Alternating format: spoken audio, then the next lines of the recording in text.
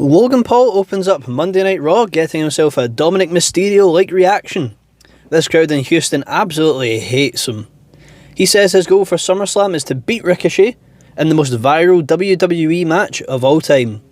That brings out Ricochet, and they go back and forth, with Ricochet saying he respects Logan's competitive edge, and Logan saying that Ricochet was great until he showed up. Logan takes full credit for the Royal Rumble spot between the two. We all know the one. It looks like the segment will end respectfully after a fist bump between the two men, but Logan points out that when the ring announcer announces the winner, it'll be Ricochet's fiancée Samantha Irvin saying his name. That pushes Ricochet to attack Logan. The brawl ends when Ricochet gets caught with a punch from Logan off a springboard, a punch that couldn't knock out KSI, so how tough is Ricochet really?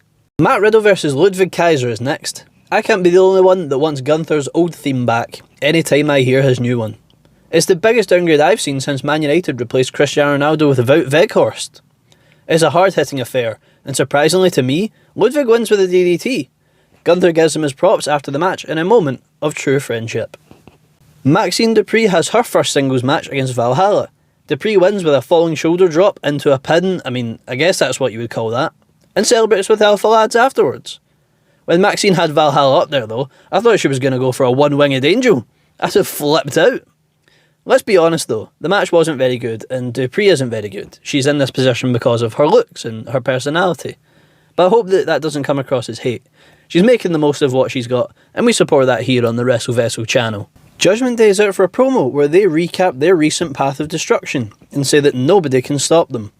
They get interrupted by, yep, you guessed it, Raquel Rodriguez. She brawls with Rhea and has the upper hand initially. She throws Rhea into the barricade and the ring post.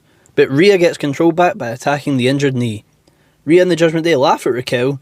They are totally the goth kids from South Park, and you can't tell me different. Brock Lesnar remembers that he works for WWE and finally shows up for work again.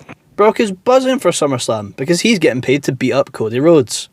Out comes the American Nightmare, who circles the ring before getting in face to face with Brock.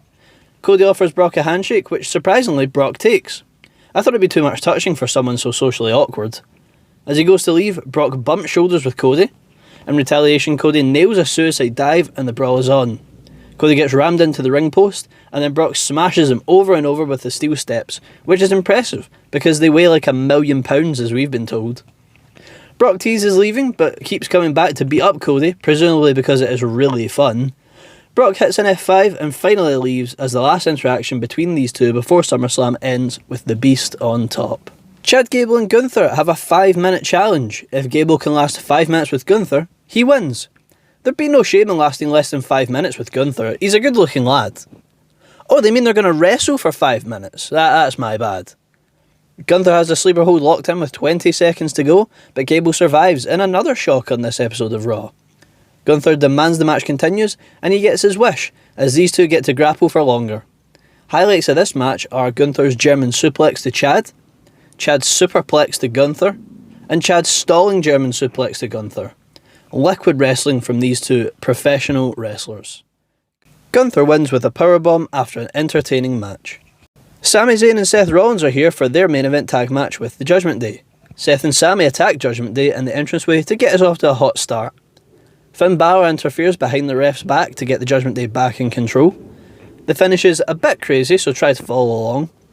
Priest hits Rollins with the Razor's Edge and realises that Seth is vulnerable, so he asks Finn to give him the Money in the Bank briefcase so that he can cash in. Finn hesitates before eventually giving Priest the briefcase, but by that time, Rollins has recovered. He superkicks the briefcase into Priest's head before smashing Dom with the briefcase too. Rhea distracts the ref as Finn grabs Seth. I feel like I'm reading Dr. Seuss with that line. And Sami Haluva kicks Finn to save Seth. Rollins stomps Priest and wins, leaving Sami and Seth to celebrate with their titles to end the show. Shout out to Priest, I think it was the briefcase that cut him open pretty badly, but he powered through to finish the match. Thank you so much for listening to my review and recap and highlights of Monday Night Raw. If you enjoyed, please do leave a like, subscribe, and of course comment letting me know what you think that I can do better, and I hope to see you all next time.